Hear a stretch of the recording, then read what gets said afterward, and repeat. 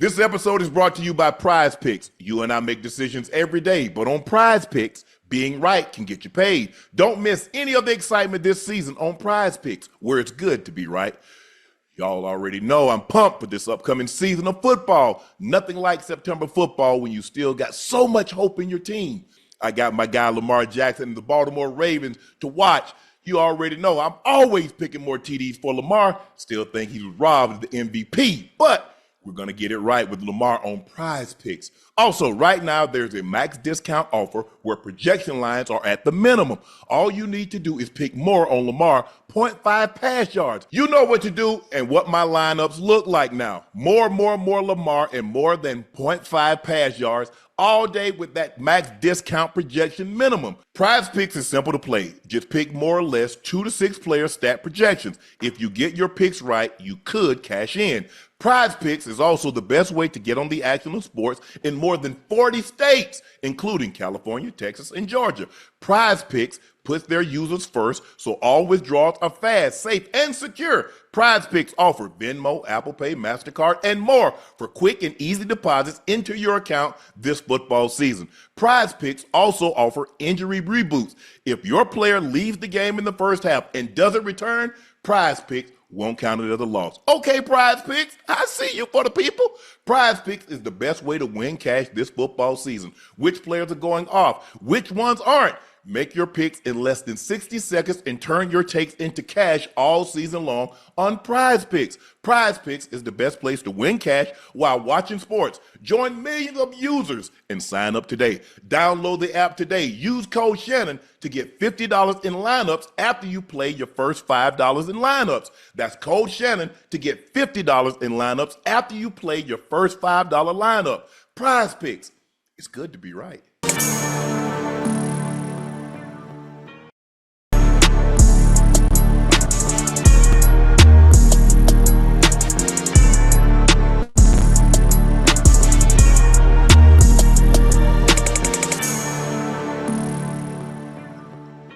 Hello, ladies and gentlemen, and thank you for joining us for another episode of Nightcap. Y'all know me. I'm your favorite Unc, Shannon Sharpe, my partner and co-host. He's Liberty City's own. He's Madden ratings adjuster. He's Bengal Ring of Fame honoree. He's a Pro Bowler, a former All-Pro. He's Chad Ochocinco Johnson, and our college football analyst every week. Here he is, ladies and gentlemen, all the way across the pond. He's at a different location every week. Hopefully soon he's back in the States. You know him, Heisman Trophy winner, Johnny Manziel. Johnny football, what it do? Whole gang's here. Let's get it going. We all here. Thank you for joining us. Please make sure you hit that subscribe button. Please make sure you hit the like button. Do us all a favor. Go subscribe to the Nightcap podcast feed wherever you get your podcast from. We'd like to thank each and every one of you for your support and your continued support. Hopefully we keep this thing going because of you, Nightcap has been able to be the success that it's been. And hopefully because of you, we'll continue to grow at an unprecedented rate. So thank you very much. Please make sure you check out Shea by LaPortier. Now, if you cannot find Shea by LaPortier in a city or a state near you, order it online. We'll ship it directly to your door, and you don't have to worry about it. Trust me, we're coming to a city or a state near you, but we might not be there now. But you can order it online. We'll ship it directly to your door. It is the best tasting premium VSOP cognac on the market. I promise you, you will not be disappointed. Please drink responsibly and stay safe out there. Now, you can head over to LaPortier.com and also get the commemorative issue of my brother and I.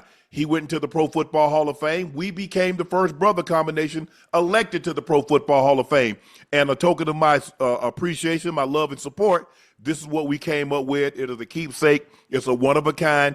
Head over to LaPortier.com to order yours because once they're gone, and it is a part of history. Please go follow my media company page on all of its platforms, Shay Media, and my clothing company, 84, with 84 being spelled out. That link is pinned in the chat. OU beat the Michigan Wolverines by the score of 24-13. OU really needed this considering the back-to-back years of 6 and 7. I thought Michigan played really well. Look, they got a really young quarterback. He just turned 18 years old, Ocho, 2 weeks ago. I think in the years to come, he'll be good. But he looked like an 18-year-old guy starting in a very hostile environment, missed some throws, took his eye from downfield. And looking at their schedule, If Ohio, if Oklahoma, Johnny, if they can only lose 2 games with this schedule, they got Texas at South Carolina, they got Ole Miss at Tennessee, at Alabama, and they get LSU coming in. If they can only lose 1 or 2 of those games, they're going to the college football playoff. With that schedule, already beating Michigan, and you still got number 7 Texas, number 10 South Carolina, number 20 Ole Miss, number 22 Tennessee, and number 21 Alabama, and number 3 LSU. Ocho, they lose 1 or 2 of those games, guys, I believe they're going to make the college football playoffs. Yes. What you thinking, Johnny? I mean, it's all right there in front of you. You got to go through the gauntlet. You got to run it. You got to run it. You said it yourself. Look, you said it yourself. Ranked opponent, all coming up through your own conference. So great test tonight. You play a team that historically, traditionally, very, very good. They did what they needed to do. I wouldn't say it was anything too out of the box, over the top, great. But in these type of situations, these type of games, you got to go out and find a way to win, and then you're going to get into a run that starts in the SEC that's going to be like, your back's against the wall. We got to come out and play. But if you go with 2 losses throughout this whole schedule and the way it looks right now on paper, get them in the playoff. Before you go, Ocho, think about this. October 11th, they got Texas, the Red River rivalry. The next week, they're at South Carolina. The next week, they get Ole Miss. The next week, they're at Tennessee. The next week, they're at Alabama. The next week, they get Missouri at home. And the following week, they get LSU at home. So you got Texas, South Carolina, Ole Miss, Tennessee, Alabama, and LSU. So 6 of the 7 opponents that they face are ranked, and they're all in consecutive weeks. Yes. Looking at Michigan, like I said, Bryce Underwood, 9 of 24, 142 yards. He's 18 years of age. He looked 18 years of age. He looked like a guy that's just out of high school, starting for a top-ranked team on the road in a hostile environment. And Brett Venable has made much more accomplished quarterbacks, juniors and seniors, look bad. So I'm not surprised that he did this to Bryce Underwood. But Michigan has a very, very favorable schedule. They get Central Michigan, at Nebraska, Wisconsin at home, at USC, Washington at home, Michigan State on the road, Purdue, Northwestern, Maryland, and then they get Ohio State at home. So they have a very favorable schedule. I thought Michigan had some opportunities in this game. They got a face mask that gave them a first down late in the ball game, let them burn more time off the clock. But Ocho, looking at this game, looking at Michigan, do you like what you see with Michigan? You think they can be a contending team?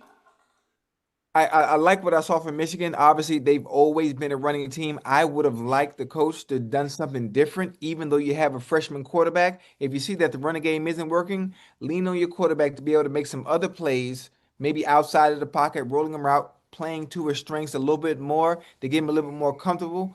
The Oklahoma defense was very good. They are. They were very good. So you have to be able to counter that and make the necessary adjustments to give your team and quarterback the best chance offensively to get you in the game. Because what you were trying to do wasn't working, especially the running game. And they continue to stay with the same thing because I felt the coach felt, listen, we're handicapped in a sense where we can't really open the playbook as much as we want because of what you just said, having a rookie quarterback, and there's only so much we can do. The thing that I didn't like about what I saw from Michigan, Johnny, and Ocho, let me know what you think, is that they're running them slow developing ass pulling plays and the backside end chasing it down. I'm like, bro, you cannot run that against these teams because they're gonna chase it, they're gonna chase it down every time. I mean, they were stopping the guy in the backfield for 2 to 3 yard losses every time. Yeah. You got to hit some of those quicker hitting, quicker inside zone, just like get on the ball, get some movement, get going. Anything when that starts to happen, you're dragging ass. You play with no sense of urgency, pace. Sense of urgency, no pace. I agree. I just think, Ocho, and you said you want to see more. They were pretty balanced, Ocho. 24 passes, 32 rush attempts. And the thing that you want to do, you want to try to protect the Ocho. For a guy that's a dual threat quarterback, he was the number one recruit in the country. Have you yes. been noticing a lot of these dual threat quarterbacks don't throw well on the move? Well, if you can't throw well on the move, it's going to be very difficult for you to beat these teams. And we saw this today with Colorado, and we're going to probably talk about this a little later. They ended up going to their third string quarterback because Salter can't throw on the move. I'm like, these throws are routine, bro. You've got to hit some of them. I'm not saying you got to be 10 for 10, but damn, you can't be 0 for 10. Right. But no, I'm saying you said you wanted them to throw the ball more. Ocho, the dude was 9 of 24. That's I can see Ocho if he was 15 to 24. He was 16 to 24. Right, He's 9 to 24. Do you know how bad that is? That's not even 50%. What's 9 to 24? 45%? 42%? yeah. I actually do know how bad it is. That's why I was saying make him a little bit more comfortable. Do some of the things predicated to his skill set. If you have a dual threat quarterback and he's not really that good, dropping back in the pocket and being able to see things and processing information from the traditional spot, roll his ass out so he has a good eye line, so he can see what's in front of him, so he can make the necessary throws where he doesn't have to sit there and read a defense. You do realize that when you roll a quarterback out, you take it to basically you removed half the field. You remove half the field. You have to, because he's not able to play. He's not able to play seeing the whole But field. in the process of doing that, Ocho, half. we just said he don't look very accurate on the move. So we put him on the move to do what? Yo, just get him one of those plays with a little handoff and come out where you just come out is so wide open, you just can hand it to the motherfucker. Just hand it to him. That's what. Put a bow on it, some whipped cream, and where Johnny, hey, something just to get a little bit of you got to give him something. When you get into an offense like that, I don't care if you're, a high school guy that's just coming in. When you open that playbook up and you see it for the first time, you're like, yo, I like stick. I like slants. Whatever you like, there's something where the ball gets snapped to you in your hands and you catch it and you immediately, based off instinct, based off everything you've done playing football, you're going to whiz that thing out there and you can get a completion. So in that situation with a guy starting like that in this type of game, you have to put him in situations and play calls that allow him to do that, to where it's no thought, no read, just bang. Boom. Instant. And the funny thing about it too, Unc, when you get a quarterback that's that young, freshman, 18, 17, however old he might be, playing against a team like Oklahoma that's ranked with players that are very, very good defensively in all three phases, whether it be the front, second line, or the back line, you want to get him in rhythm. You want to get him in rhythm early. You want to build his confidence early. I'm not gonna let him get in the rhythm. They were never able to. I'm not gonna let him get in the rhythm. He's 18. So what am I gonna do? I'm gonna heat his ass up. I'm gonna put him on the stove, and I'm gonna start from the moment he's on the stove. I'm boiling. I'm not gonna let him get in the rhythm, because I know that's what. Look, they want to establish the run. We are going to stop the run. We are going to make this 18-year-old beat us on the road. There haven't been very many 18-year-old college freshman quarterbacks that's ever been able to go on the road in a hostile environment, like in an SEC game, and win on the road. I'm not going to let you. I'm not going to let you get him comfortable, Ocho, because I'm not going to let you run the ball. Because now, if you run the ball, you can play action pass off of it. I am going to heat his ass up. Yeah. Hot. you got to. And Johnny, you know that. And even you saw what they tried to do to you. What you did is that you punished Alabama. Every time they brought the blitz, you made them pay for it, because you was coming out the backside. Hey, you make that first guy miss, and you're like, okay, you done missed now. So I got at least 15 yards before the crowd start yelling and screaming and people get their heads back around to see me. I'm chasing the wide receiver. I ain't gonna throw him the ball. Right. So when you got an 18-year-old true freshman playing at Oklahoma, and the way Brent Venables can get after you, you know he's a pressure DC. That's what he's always been. That's what he's always gonna be. He ain't letting no 18-year-old get comfortable. The thing about that is, like, when the kitchen gets hot and the pans are flaming and bursting around and there's fireworks going off and shit in the kitchen and you're in the pocket, I love that shit. Like, that's where my best football decided to come out and be played off of natural instinct. Yes. So, of course, Venables being a guy who played against him. They did it to us when we were at Texas A&M. Didn't work for them. Nevertheless, You get a kid like this. I had a redshirt year under my belt. This is a guy coming straight, fresh out, a lot of hype, now we're in the air, a lot of money. Yeah. A lot of like there's heavy weight behind what this kid's coming into. So all in all, as a program for Michigan, I still think they're going to be set up for success in the future. But for a night like tonight, like listen, you're playing an OU team. This is legacy history, a good program, and one that didn't have the year they wanted to have last year. They're coming for some. They're coming to play some ball. They are, and Brent Venable knows his job is on the table. He gave a little money back to say, okay, look, I'm bought in. He understands it. 6-7 is not good enough at OU. It's not. That's a very proud, historic program. They've won national championships. They have as many Heisman Trophy winners as anybody in the country, and that's a proud university. And 6-7 ain't gonna cut it. Not at that university, not in the SEC, not in the Big 8, not in the Big 12, not in any conference they've ever been in. Oklahoma wants to be at the top of that pyramid. When you look up there and you see the Alabamas, you see the Ohio States, and you see all those great universities, Oklahoma pride themselves on being that. They played for national championship. They've been in that game. They won that. They have great coaches. You look at the coaches that they've had for Bud Wilkinson, rest his soul, 57-game winning streak, 3 national championships. You got Barry Switzer, who started the wishbone. And you got Bob Stoops. They ain't accepting anything less than that, Johnny. Hey, Norman's not an easy place to walk into and play, too. Nope. We went there my redshirt year, and I was on the bench. Their benches are really close to the sideline. People in the front row. I don't know if you've been down to Oklahoma, but no, I haven't been. They'll tell you some shit over there. They'll say some shit over there on your sideline. So I know being a redshirt freshman that first year, you're kind of seeing all these games and all these places. You know, Norman was a place where if you ain't really walked into a lot of stadiums before and you're sitting there and they're really close to you, they're on your fucking head all night. So I know he felt it tonight for sure. And the thing is, look, they weren't always in the SEC, but the one thing we know about SEC football, those fans are ravenous. And it fits, I mean, Oklahoma and Texas, it fits because their fan base is ravenous. What else are you going to do in Norman, Oklahoma, besides go watch a college football game? What else are you going to do in Austin, Texas, besides go watch a college football town? Those are college football towns. So is Tuscaloosa and Birmingham, Alabama. So is Knoxville, Tennessee. So is Starkville and all those other. You go back and look at it in the SEC, every team that plays in the SEC, where their school is situated, the only thing they have is college football. Now you can drive down, if you at the University of Athens is, 90 is like an hour and 15-minute drive to but that is a college town.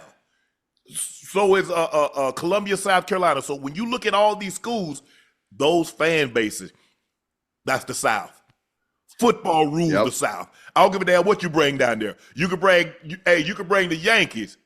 They're not going to outdraw a college football team. It's just the way it is. And to ask him to go into this environment, I do think, Johnny, next year this time, he'll be better equipped. He'll be all right. Different story. Yeah. Totally agree. Totally agree. When Colorado's offense stalled, Coach Prime skipped over his backup Julian Lewis, turned to third string Ryan Staub. Instead, Staub went 7 of 10, 157, 2 touchdowns after taking over for starter Caden Salter. Woo! Coach Prime's explanation after the game, I wanted it to tell its own story. Instead of me telling the story, I wanted it to tell its own story. The plan was going to be each quarterback gets 2 series apiece. They did, and somebody was going to come out of the pack. Johnny? It's not normal that we see something like this, but are you surprised that Coach Prime did this, and can he continue, or has he found his starting quarterback? Listen, I think the one thing that us collectively obviously know about Prime is he's going to get a guy in that position that can do what needs to be done for the overall collective of the team. Whether it's X, Y, or fucking Z, somebody's going to get on that field and do what we need to do to move the ball down the field and get this offense going. And he's going to oversee the whole thing. That's the one thing about it. So, hey, you're not getting it done. It's early in the season. We're in week 1, 2, 3. You're early. You're Yeah. gonna get your reps Yeah. because Man how up. much can you really tell from training camp? Right. How much can you really tell from spring ball when they blow the whistle and the sacks and the rah-rah bullshit that goes on in practice? What can you really tell? So Right. get out there, live bullets are firing. That's You come out, you play. What we say last week? Mhm. Oh, yeah. dogs that show Yeah. up. That's what I think. That's what Coach Prime. Look, the cream gonna rise to the top, and so I Every time. wanted to see. And like I said, Caden Salter, Coach Prime said he's a dual threat, and really a dual threat. He can move. But bro, he misses entirely too many throws. Ocho. Oh, I'm talking about guys wide open, and I'm not talking about. Look, I'm not talking about no difficult throws. These are throws Right. a guy of his Routine. caliber should be able to make routinely. Yes, go ahead, Ocho. No, I was going to say, obviously, with Prime, especially in the situation, I don't care who you playing. I don't care if you're playing the Sisters of the North. I don't care if you're playing the Holy Spirits. There are certain throws that he has to make. Being the starting quarterback. For one, you're playing for Coach Prime. Two, you're playing for Colorado. Three, you have to understand that everything you do, being the face of that team now, especially being a quarterback, you have to do everything the right way to give yourself and your team the best chance to win. What we saw today was not it, Unc. That was not it. I have a question for you too, and you too. Who were they playing? Who was Colorado playing today? Delaware. There should be no reason. No disrespect to Delaware. There should be no reason that the coach has to go to another player You can't go to the third string quarterback. at the most important position on the field. I agree. There's no reason. I agree. Hey, we gonna find somebody. We gonna find somebody if he ain't gonna come out of stands. Hey, We gonna find somebody. Come on. You can throw the pigskin. Come hey, on. come on again. Hey, Johnny, again, Delaware. Come on now. No. This is the game where you're supposed to be your confidence. This is the game where you're supposed to put up big numbers, big yards, to be your confidence going up into week 3. Yeah, it's supposed to be a game. Utah beat Cal Poly 63-9. Texas Tech beat Kent State 62-14. Indiana beat Kennesaw State 56-9. Tennessee beat East Tennessee State 72-17. Alabama beat Louisiana Monroe 73-0. That's what's supposed to happen with CU today versus Delaware. Yeah. That's why you schedule those type Yes. of games. We've had those games type before of where you games come for a out. reason. Sometimes when you play opponents like that, though, at times, and you know what you're supposed to do, and it's pre-planned and pre-rolled for you to go out and do it. Sometimes it's something in the air, something makes it a little bit different where you overlook it or you're just not on your P's and Q's to the Right. best of your ability, and you can let it slip a little bit. And that's what happened today because, you look at the score and what it is, you're still in the water, feeling around, trying to get your footing a little bit for sure. Yeah. Is where that team is at right now.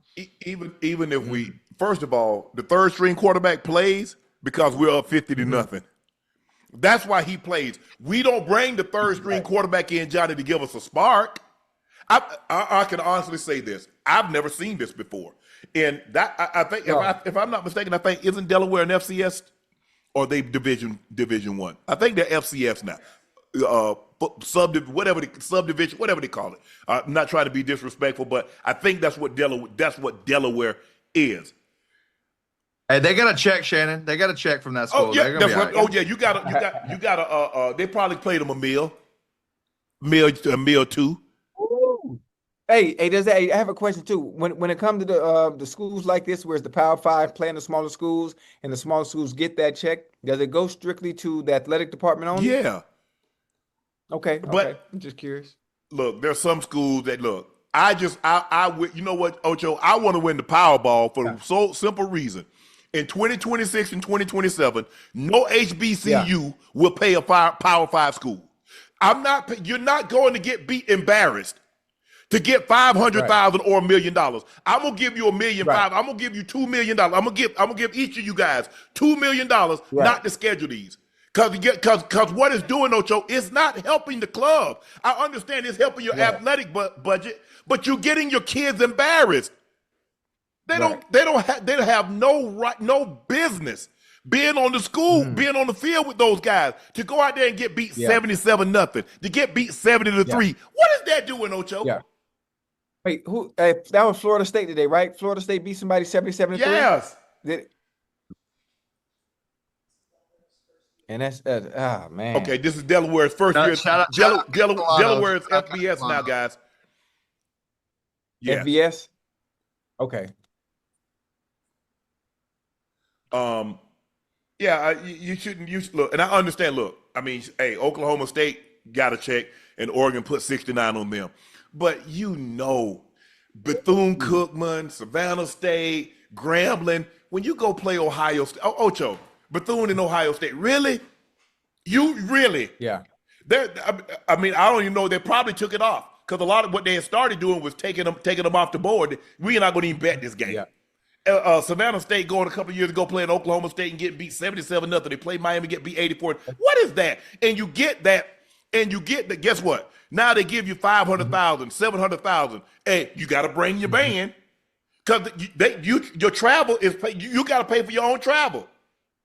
Out of the money that hell no, man. Because that's why I want to win the lottery. I want to win the lottery because I want to give every historically black institution. I say I'm giving y'all $2 million not to take these damn games and get your players embarrassed because it does nothing for them. But all it does is make these schools that's playing you, their alumni like, oh, we beat such and such. Come on, man.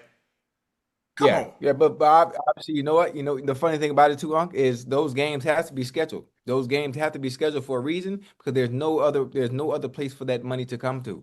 The revenue is not flowing through HBCU programs. No, it's not. That's why that's why they look forward to these games scheduled against Power 5 schools because they're huge chunks that can help the program, whether it be academic or athletic. Let me ask you a question. You want to sponsor? You want to be smart? You want to attach yourself to somebody that got beat 77-0, 84-0? I'm just asking. I mean, you got to think FAMU always has to play University. They don't have to. FAMU is. I mean, we ain't won the Powerball yet. We ain't won the Mega Millions yet. I think the thing is, look, like I don't put that in the air. We won that bitch. I think the thing is, Ocho, is that it's the same thing that Prime ran into at Jackson State. 60,000 people in the stands, and everybody bought tickets, and all of a sudden we only raised 20,000. That's the issue. Right. But like I said, we're gonna win the Powerball, and I'm gonna fix this. I can't fix it forever, but I'm gonna fix it for 2 years, Ocho. Yeah, you're right. I'm gonna fix it for 2 years. You got who? Hey, FAMU. Don't even worry about it. You can take Miami off the schedule. Here's $2 million. Stay home. Right. Schedule somebody. Go play Savannah State. Go play Edward Waters. Go play Morehouse. Get your girlfriend something to eat. Yeah, for sure. Hey, you know what I'm saying, Ocho? We're gonna start our own bowl. We're gonna have a nightcap bowl. Right. We got a nightcap bowl, Ocho. Hey, hold on, Unc. You just come on. You got my brain thinking now. What we talk about? Savannah State versus FAMU. Hey, we have us a nightcap bowl. We have a nightcap bowl and a Club Shay Shay bowl. So that's 2 games right there. Like hey, get I'll pay y'all guys $1 million to come play to play in the Club Shay Shay bowl and the nightcap bowl. But, I like that. I'm for real. But going back to this game, I mean, you need your third stringer to give you a spark against Delaware at home. Yeah. Now, to me, Slater. look better. He looked better today than Salter did at any point in time the first game or today. He looked better in the little bit that the 10 reps. I mean, he came in. Look, he was great. Ain't no way around it. He was great. And I was surprised that coach put Salter back in the game. Go ahead, Ocho. Yeah. Well, you know why he put him back in the game, huh? His confidence. He put him back in the game simply for his confidence because he feels he is quarterback number one. There's a reason he had to put him back in the game. Okay, you know what, son? You didn't play well in the beginning of the game. I had to go to quarterback 2 and 3 so we can get a little spark, so we get a little bit momentum and consistency. But this is your job. I'm going to allow you to go back in so you can prove yourself, so you can get a better understanding on what I need out of you. This is what I need out of you. What number 3 was able to come in and do. That's what I need. That's why he put him back in the game, because he still feels he's the quarterback to continue to lead them down next week, week 3, week 4, and so on. And if he plays bad again and not able to do the routine things that quarterbacks should be able to do with their goddamn eyes closed, you coming out the game. And the next time you take him out, he ain't going back in. No, I'm just being honest. I I'm just being, believe from a coaching standpoint and from a player who's played the game. If he take you out twice, you're not going back in the Right. game. Because if you do what you're supposed to, I ain't even looking at stuff. Oh yeah, yeah, absolutely. I ain't even looking to put nobody else in there. Hey, go and handle that. I know you got this taken care of. So what you thinking? Tell me, Johnny, what you thinking in a situation like that? Let's just say, for the sake of argument, this you Johnny. This is before, obviously, if you Johnny Football, that ain't gonna happen. But just say before you became Johnny Football, you the starter, and then coach pulls you out, and you see either the backup or the third stringer comes in there, and he drives them down there, and those two guys, one of those guys look better leading the team than you did. What's going through your mind? Yeah, I think the one thing about college athletics is when you get in, you come in together and you get in that quarterback room, there was no, at least in my situation, there was no animosity between the 1, the 2, the 3, the 4, and the walk-on. Okay. We were tight-knit. We were really close. So I got hurt against Auburn. I had to go down below the stadium, get a shot to try and come back.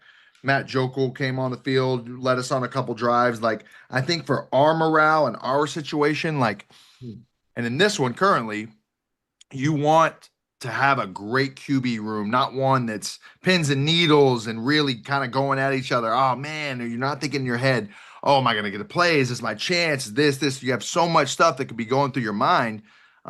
You want to have great camaraderie, great, cohesiveness between your quarterback room where, hey, listen, we are the guys, 4, 5, 6 guys, whatever it may be in this quarterback room that makes this whole ship run.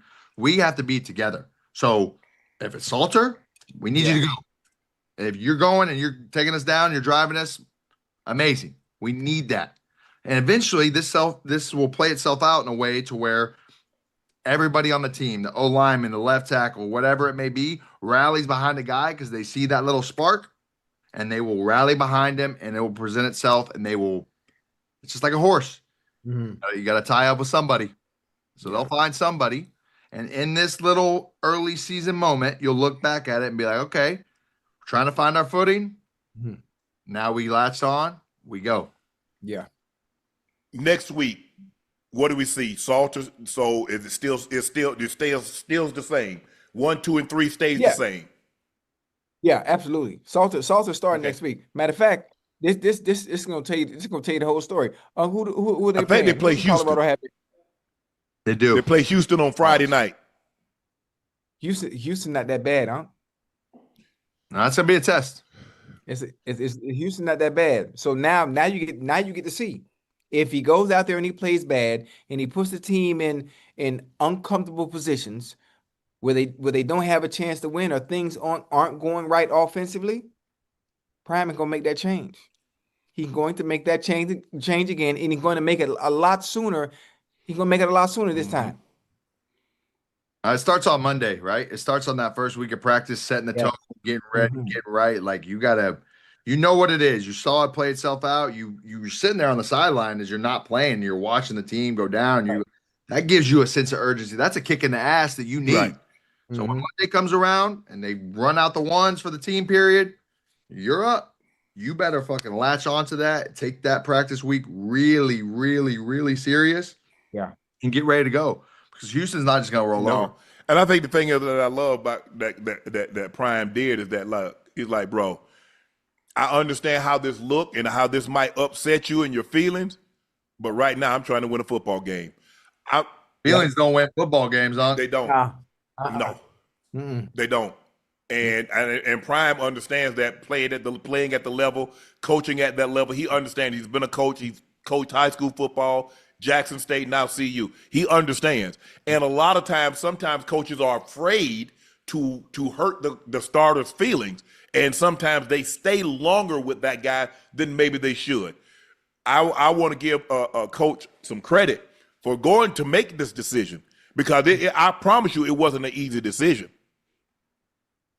Well, I know one thing. When the Colorado Buffaloes lose, You know who gets the bulk of the hate? The head For coach. sure. They're not gonna be talking about the No. quarterback.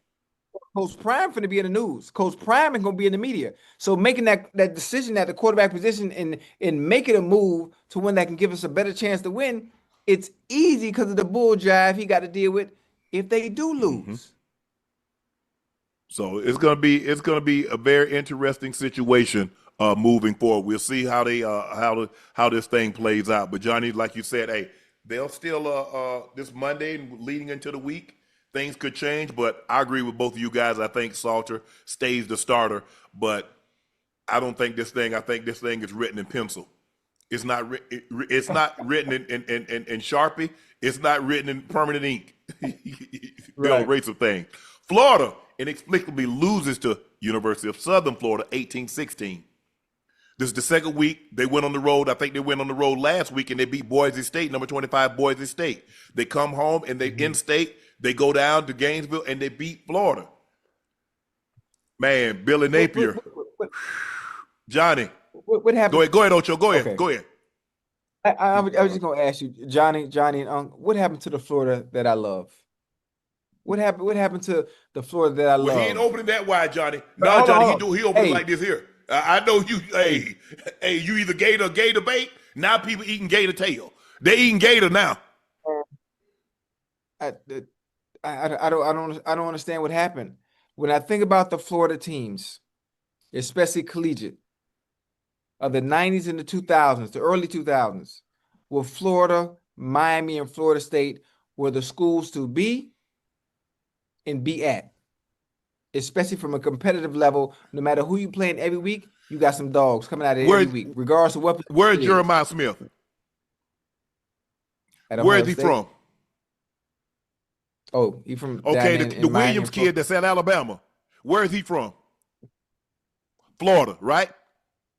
Yeah. Where is he at? Yes, He's at Alabama, right? You see what happens when you keep letting your best in-state players leave? Now, you got to think about it. It's Miami, it's Florida State. If you could just recruit the state of Florida, you'll be fine. But you can't keep them now because you got Ohio State, you got Alabama, you got Tennessee, you got other big teams that's willing to pay to get those kids. So where they got Tim Tebow's and they got the Percy Harvins and they got the Channing they got the Joe Haydens. Those guys, bye-bye. Because guess what? Because like you said, Ocho, they're no longer competing for national titles. I'm going to Alabama. I'm going to Georgia. I'm going to Ohio State. I'm going to Michigan. I'm going to where they're going to compete for titles. They're not competing for titles. They're not close in Florida now. Listen to how we just started this segment. 20 years ago, 10 years ago, you wouldn't believe it. University of South Florida beats Florida Gators. I wouldn't have believed it, no. Ain't nobody believing that. Nobody believing that. My, how the times have changed. But congratulations to University of South Florida. Though. What you thinking, Johnny? Man, I'm thinking, a lot of hype around DJ Lagway, around this team, around this. Florida will always be Florida because of what they have done in the past. Watching A&M football over the years, we had a slip up a couple years ago. Appalachian State came in early in the season, beat us. As I'm sitting there on Twitter, I'm egg on my face. Every corner of the world, so it happens. You can be walking down the street, somebody come up and slap you on the backside of the head, catch you slipping a little bit. But this mentality and this way the program is being run right now, as far as a whole, I don't think anybody that wears the Florida colors, my boys, Joakim Noah, Chandler Parsons, Joe Hayden, all these diehard Gator boys. Yeah. You did. Because this is a tough pill to swallow tonight. Yeah. That's not, Ocho, that's not the U. That's not FSU. That's not Florida. That's not LSU. That's not Tennessee. That's the Bulls, baby. Whoa, wait a minute. Hold on, Unc. Hold on. What you mean? It's not the U. No, I'm saying The U no. is That's improved. not the team that beat you. That's South Florida. Okay, That's okay, what I'm okay. saying. I see, Yeah, I see yeah, what you yeah. mean. That's what I'm saying. Okay. I see. I Yeah. got you. Yeah. But I'm expecting Florida. Have you seen Florida State the past 2 weeks? Yes. Have you seen the University of Miami the past two Yes. weeks? Well, what the hell is going on right down the street in Gainesville? At some point, you should be improving too, just like everyone else, or your two other sister schools that aren't too far away from you. How are you regressing as a program and losing to University of South Florida? That's no disrespect to Right. them, but it's just not supposed to Ocho, I happen. want to stand corrected. Ryan Williams is from Alabama. He's an in-state kid that stayed in state. He and Jeremiah Smith was thinking about going to Ohio State together, and he wanted Oh, together. Okay. Jeremiah Smith to come to Alabama. Jeremiah Smith wanted him to Right. come to Ohio State. He stayed in state. Mhm. Jeremiah Smith.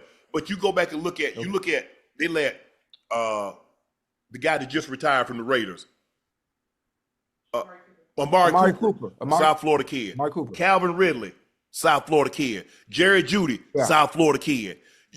They all from the bottom. Yeah. You see, they let all that's Florida used to have receivers. Now the one thing they did have, they had receivers. Yeah.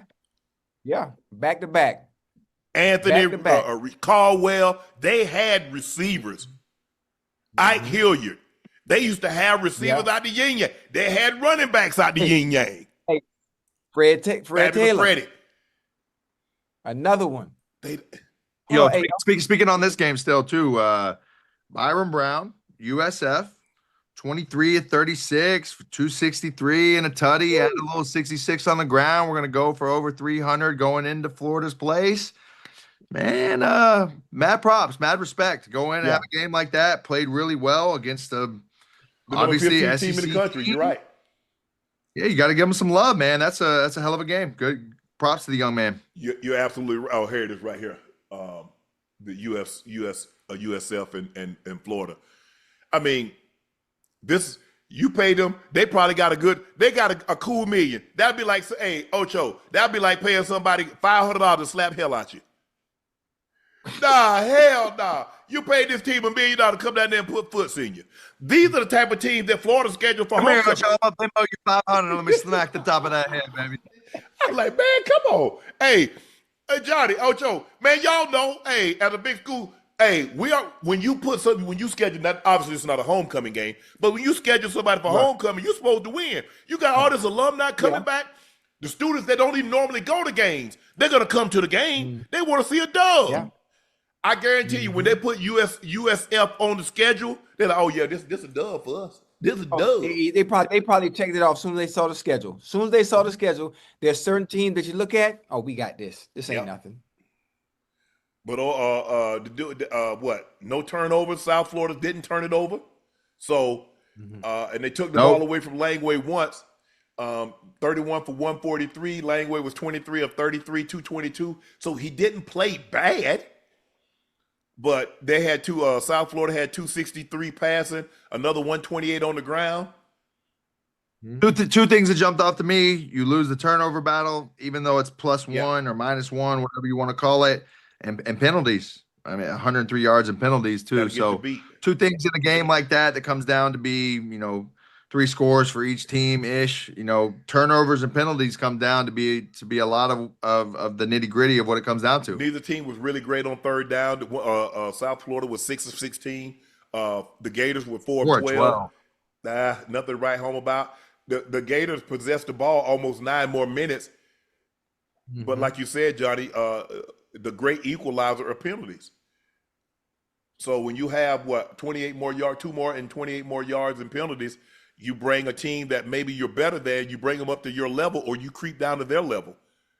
And South Florida goes in there, and that's great for their program. So guys looking like, hey, we play Florida's, and guess what? We beat them. So just because you go down there, that don't mean you're going to win. You can stay right here with the Bulls, and we got that. But from this game, Florida's defensive tackle, Brendan Bett, was ejected for spitting in the face of an opponent on the final drive of the upset loss to USF. Bat spit in the face of South Florida offensive lineman Cole Skinner. Ocho, when, is this a new? That's Is this a new thing? Because maybe they were doing it, Ocho, and we didn't have the cameras around to be able to right. see it. But we just saw this Thursday night, and I'm sure he Yeah. saw it. It's been everywhere, so everybody's seen it by now. He turned right. Absolutely. He spit in the guy's face. I don't understand. Listen, knowing that cameras are out there, coaches can see you. There's a camera at every angle. There's a camera in the sky. There's a camera on the sideline. There's a camera in the north and south end zone. You can't get away with nothing. You can't get away with anything. The referees are out there. So I'm not sure how angry are you getting? Listen, South Florida whooped them up and down the field all night long. So there's the frustration. There's the frustration where it boils over to that point. Man, I got a good story. My first start SEC, we played Arkansas. We played them at home. It was one of these raining, torrential downpour games. We're kicking the shit out of them at halftime. We come out in the second half, run the ball. I get tackled, big pile, mosh up, bottom of the pile. This dude, I hear him too. The loogie. Oh, come on, Johnny. Spit through my face mask, all over my face. For the rest of my life, will never forget that ever. I got up and just looked at old boy like, you're mad. You're big mad.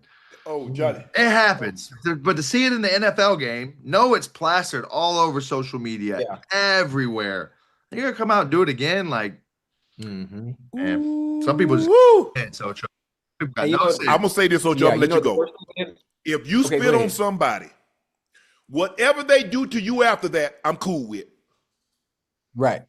Wait, even on the field of play? If you spit on someone on the football field, in the mall, walking down the street, whatever they do to you after you spit on them, I'm cool with. Okay, I got you. And you know what I don't like too? For a player, any player that does spit, not the person that's receiving it, but the one who is responsible for doing the spitting, that stays with you forever. Yeah. I'll never stays with you that. forever. Rest of my life, I'll be 85 years old. I ain't never gonna get what that felt like, what it smelled, all of it. That's it. And you know it's gonna affect everything, especially if he's a prospect too, going to the draft, huh? Boy, they're gonna remember that. And this is, I guess, there's another defensive lineman from the University of Florida, Jamari Lyons. He was ejected for spitting on an opponent in 2023 during the game against Florida State.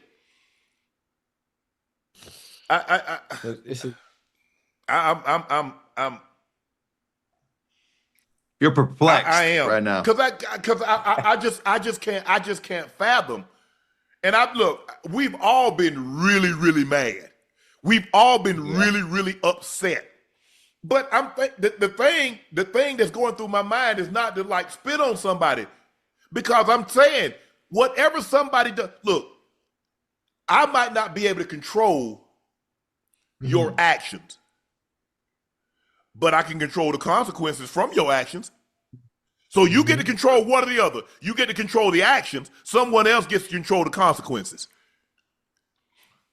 If you spit on somebody on the football field, you spit on somebody again outside of the football field. Whatever that person does to you, I'm cool with.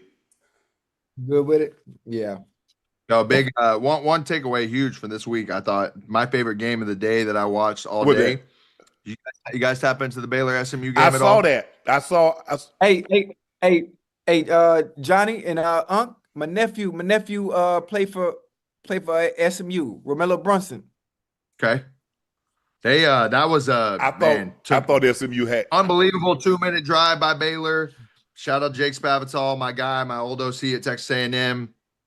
Unbelievable 2-minute drive through a nice little seam route, little beater to take it into OT. OT, Baylor goes down and scores. First play from SMU, dot on a fade ball right out of the gate.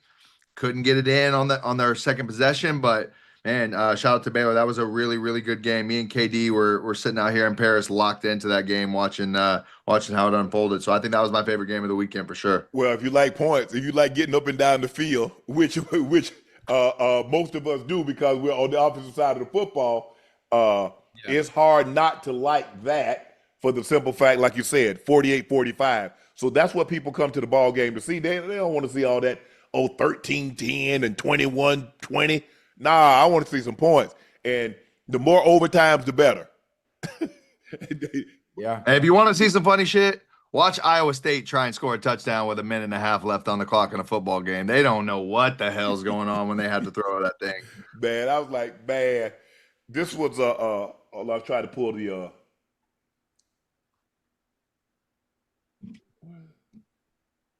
I know we got more. The Baylor SMU. It was just up, but I hit it and something else came on. Sawyer Robertson, 34-50 for 440 and 4. See? Okay. Back-to-back weeks, balling.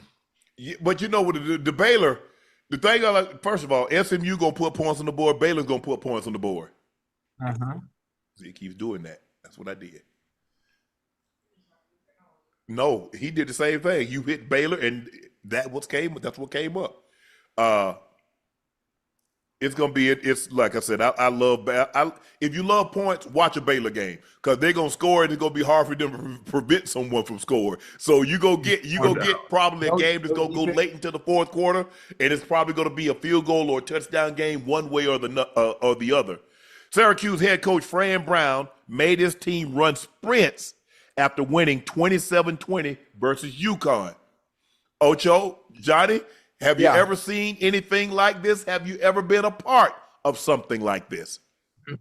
I've seen something like that at the high school level.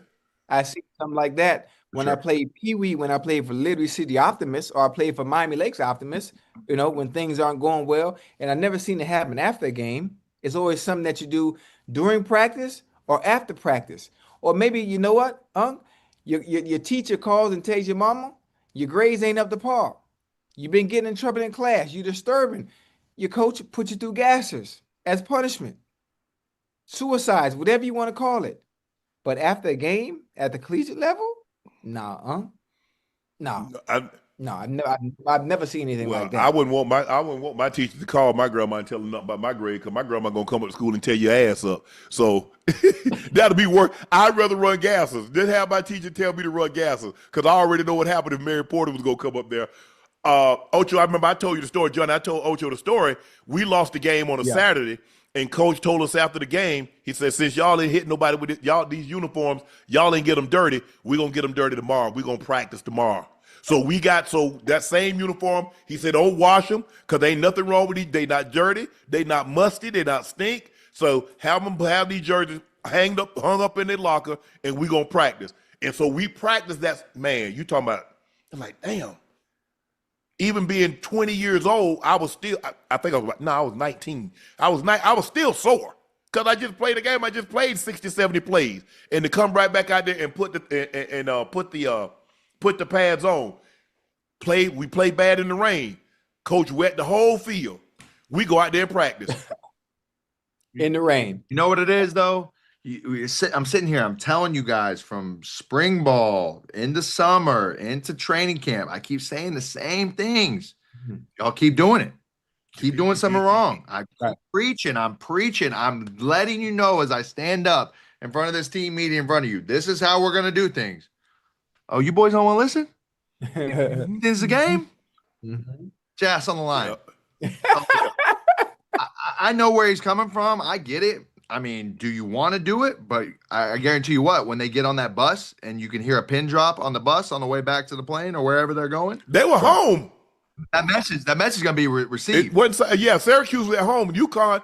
Okay, at home. You're going to be taking your car back to the crib. Your girlfriend ain't talking to you. Man, fuck him, bro. That sucked.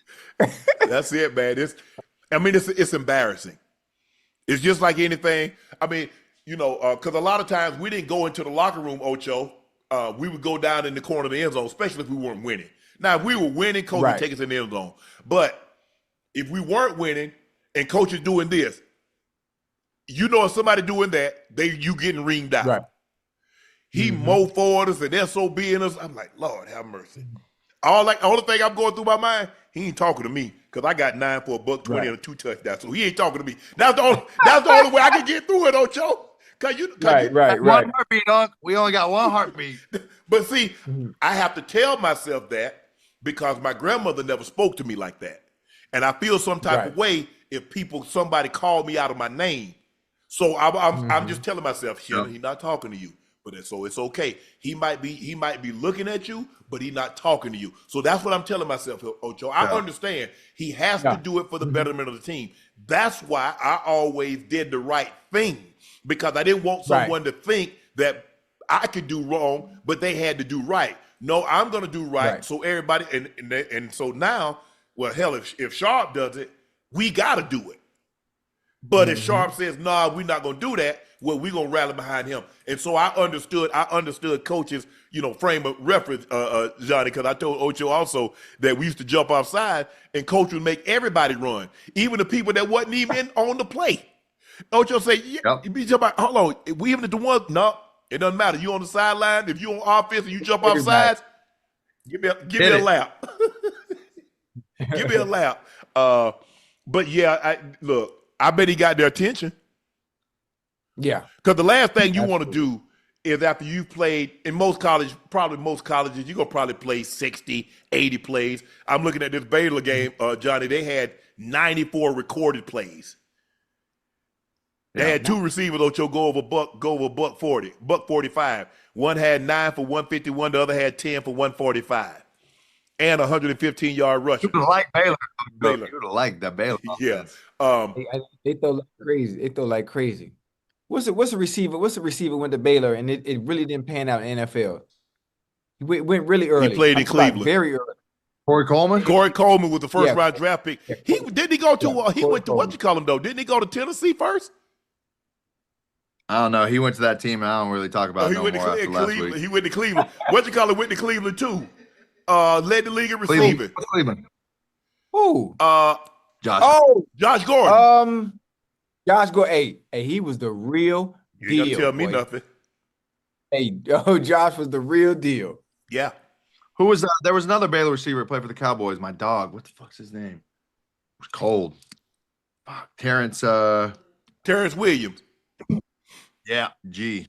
Good player. Yeah. Good route runner. They got some dogs that came through there for sure. Johnny, we're going to get you out of here on this one. An Alabama fan says she know what she would do if she won the Powerball. Let's take a listen to what she said. What would you do if you won the big Powerball jackpot? I'll tell you exactly what I'd do with the first $70 million. I'd pay off Kalen DeBoer and get him the heck out of the University of Alabama, and then I'd take whatever else it took to get rid of the AD, old Byrne. I don't like him either. So they're ruining our football program. I'd give my church money. I don't know how much of what I'd have, after I paid my taxes. But I'm sure I'd have plenty with this kind of deal. But I know I'm not going to win. I just hope I win some scratch-offs. I just do it for the fun of it. Hey, she said she knows she do it with the first 70 million. She go get old DeBoer out of there. She go get him up out of there. She go pay the whole 70 million. Hey, were you Alabama, Ocho? Hey, the standard is a standard, and it's been set for a very long time. That's why you don't want to be the man coming after the man. You don't. It's the same thing with Coach Bryant. Who would want to follow Coach Bryant? You think I want to follow that? Heck no. Who wants to follow Coach Saban? Who wants to follow Coach Tom Osborne? Who wanted to follow Barry Switzer or Bud Wilkinson? Who wanted to Frank Leahy? I don't want to follow those mythical coaches. Yeah. Now, every once in a while, you'll get a guy that follows Jimmy Johnson, Erickson, and guess what? He kept it going. And then he goes to the NFL. But and even though Jimmy was good, Jimmy wasn't on the level he could have been had he stayed. But I'm saying, Coach Saban been there for 20 years. He's never lost more than probably after his first year, more than 4 games in a season. Johnny, you win that 1.5, 1.6 billion. What Johnny gonna do? I might break her off a little piece of that because I like her vibe a lot, to be honest. She's cool as hell. She's invited to my family Thanksgiving this year for sure. Man, to be honest, Unc, you probably ain't never gonna see me again. Damn, Johnny, we just 2 weeks in. I'm gonna drop off a duffel bag at your front door. Okay, that's okay. That's You and okay. Ocho That's okay. both. Okay. I'm gonna make sure I take care of my people, and then Damn. I'm outside. Hey, can we get? I tell you what, Johnny, drop the duffel bag off, and then when the college football playoffs at the national championship game, just come back after the national championship game, break it down, and that'll be it. We appreciate it. Peace out. I got the jet. We'll hop on. We'll go. We'll do whatever. We'll do the nightcap from the 737 that I put Ocho's face on the wing. Ocho, Johnny said if he wins the lottery, say we probably not gonna see him again. He gonna drop a bag off, drop one off to you, drop one off to me, Right. and then we're not gonna see him until the national championship game. Johnny say he outside. Right. Yeah. I just gotta keep it a bug. I can't. Exactly. I'm gonna show up too, but I can't say, hey, Ocho, I'm gonna be like a dark skinned slave. I'm gonna be outside too. just so you know, Jojo, I'm just gonna be real with it. What is it? 1.5 billion? 1.7 billion? 1.7. Yeah. Oh yeah. Hey, Ocho, you win 1.7 billion. You gonna stop being so damn cheap? No. I'm gonna still be cheap. Listen. I'm gonna teach you how to spend some fucking money. I'm gonna be the only person. I'm gonna be the only billionaire still flying Spirit. Seat exit row 13A. Well, you might have to bail. You might have to Johnny. bail Spirit out because I don't know how much longer. But anyway, they close. But no, Ocho, you're not gonna be quite a billionaire yet. I mean, 1.7. You probably be about 600 million, but you'll be close. No, they don't. No, they only taking. I'm in Florida. They're only taking 432 million in taxes. 1.7 in taxes. How much if you win the lottery in Florida? But you taking a lump sum. You taking a lump sum, right? Okay. Yeah, I'm taking a lump sum. No doubt. Oh yeah, I'm definitely taking a lump sum. Oh yeah. I told you we're gonna win. I'm telling you now. I can feel it. I can already feel it. I know it's gonna happen. I gotta get back to the States. This shit. 884, Ocho. Hey, You win 884. Yeah, that's a good number. That's a good number. See, that's my number right there. Hey, listen, I can work with that. I can work with that. 104 million. Yeah. Man. All right. I can't give all that to one church, but I'm gonna tithe by 10% to a bunch of churches. Right. It did. Hey. Mm-hmm. I know the first place I'm going. You gotta give it to the HBCU. Come on. They already. Hey, I told you. Hey, I'm gonna look at who on their schedule for 26 and 27. Go ahead and take them off. Y'all not playing them. Here you go. Y'all not playing them. Nope. Hey, play in the club Shay Shay in the Nightcap Bowl. So, hey, Johnny, thank you. Enjoy your time over there. We'll see you back here in the States next week. Enjoy your last days overseas, man. Thank you for everything. Appreciate it. Johnny Manziel, Glory Days. That's his podcast. Make sure you go subscribe. Check him out. Johnny, appreciate that, bro. Appreciate you, boys. More ball next week. Let's get after it. This is a good time. I'm loving you, boys. See you guys next week. All right. Yes, guys, sir. I'll make sure y'all go subscribe to YouTube channel and follow his podcast, Glory Days with Johnny Manziel. Ocho, Nick Saban claims NIL financial support has given the Big Ten Conference a bit of an edge over the SEC. Saban says, I think the SEC was the SEC because of the culture in the South. There wasn't professional football in the South for a long time, and everybody related to colleges. Well, now it doesn't matter. I mean, kids grew up wanting to go to LSU, Alabama, Georgia. Got money now. They don't mind going to Ohio State. They don't mind going other places. So the geographic advantage that the SEC conference may be changing a little bit now with the different culture, with NIL and money involved in decision making. I think that's created a bit of an edge for the Big Ten. Yeah. I mean, Unc, I've said it all the time on here. NIL has even the playing field. It absolutely has. For other schools, especially schools that had boosters, boosters that have a lot of money. When you have a lot of money, it gives you a better chance to beat those schools that have been dominating, like the Alabamas. Especially if you got a Michigan where you got a Larry Ellison, who's the second richest man in the world. So now you got, so let's just say for the sake of argument, Ocho, the teams that we're talking about. Now, Stanford got a bunch of boosters. Harvard got a bunch of boosters, but they ain't trying to, they tried, hey, we got an idea for AI. We developing a vaccine or something to cure or treat cancer or treat this. That's what they're going to invest their money in.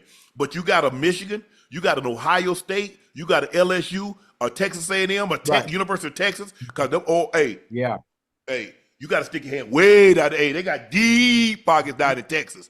A&M and the University, UT, they got deep. You see Texas Tech. So them oil barons down there, they got real deep pockets. So now you got these teams that want to compete. They were always close, Ocho. You say, hey, with a couple of dollars, you can push us over the top. Well, how much? Right over the top. And you know what's funny when you think about it too, the Saudis. Yeah. The Saudis, you see how they dip their hand in boxing? You see what boxing has done? Certain fights that would probably never would have gotten created before are now being created. Could you imagine if the Saudis dipped their hand in college football? Well, they got to have a vested interest in it. Invested in certain schools? Man, come on now. But he's right. I mean, the South, because at the end of the day, if you good, you're going to go to the NFL anyway. So I might as well get about 4 or 5 million before I go. I can get instead of me waiting 3 years, Ocho, to get mom, grandma, family out of this situation, I can do this as a 17, 18-year-old. Right. And it don't matter where you go. If you can play. If you can play, they're gonna find you. You can play, you can be playing under a rock. Absolutely. If you can play the game of football, they will find you. And that's what happened. Coach Saban realized he didn't, as great a coach as he is, he doesn't, the advantage that he once possessed, he doesn't have it anymore. Coach K, Roy Williams, they realized the advantages that they once had.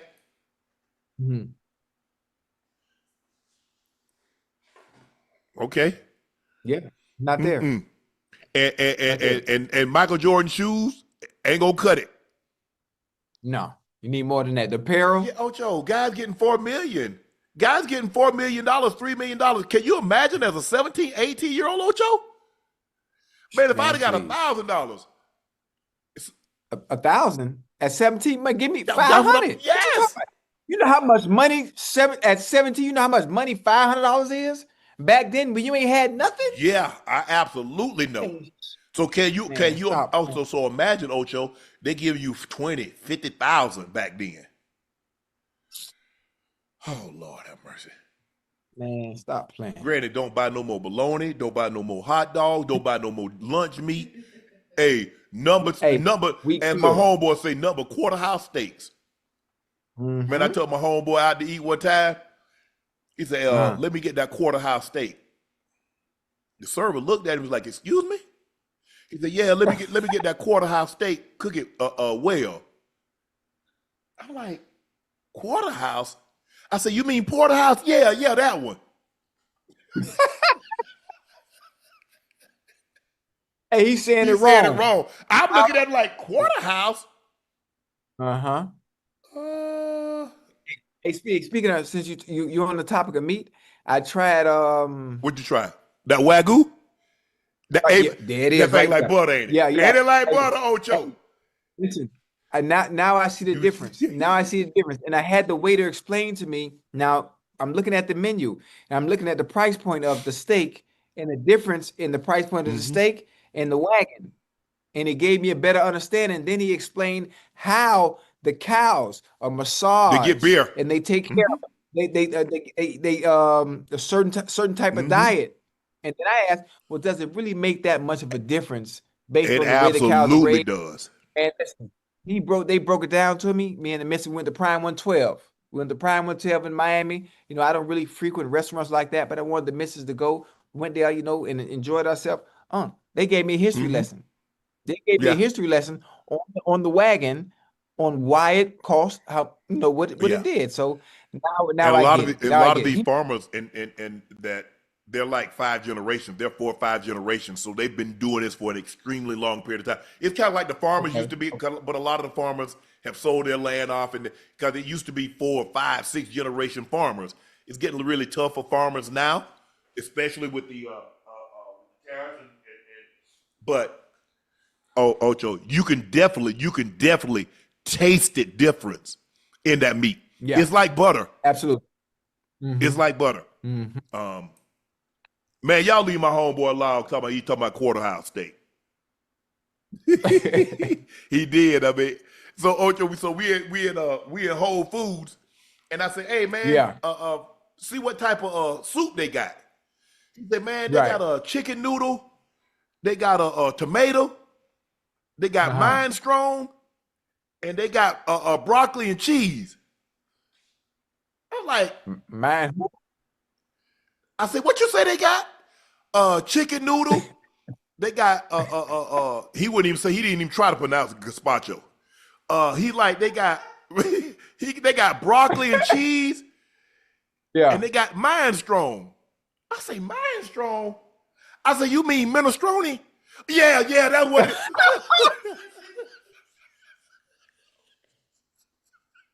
He said, yeah, that's what they got. I said, man, come on over here.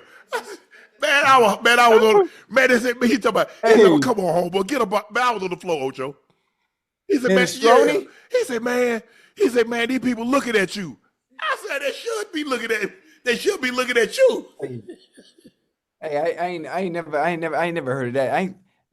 I don't know much about soups. Yeah. If it's not clam chowder or lobster bisque, that's pretty chicken noodle soup.